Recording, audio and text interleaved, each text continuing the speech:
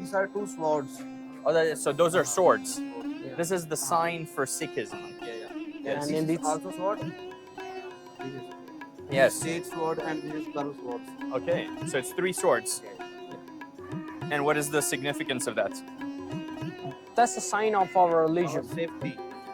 Okay. That's a symbol of Sikhism. That say everything about Sikhism. And what is there a name of the for the symbol? Khanda, Khanda. Khanda Sahib. Khanda. Sahib is a form of respect. Right. Orange, the other one is blue. Yes. They are like they hold mostly significance in Sikh religion, so that's why they are preferred. When you go for like you are the more you are getting more closer to the religion, Yes. you have to wear these two colors. You have to follow some rules and regulations towards the Sikhism. I see. You can't like eat non-veg.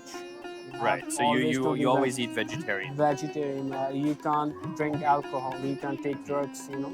So you can't say bad words to everybody. You have to treat everybody in a equal way, I see.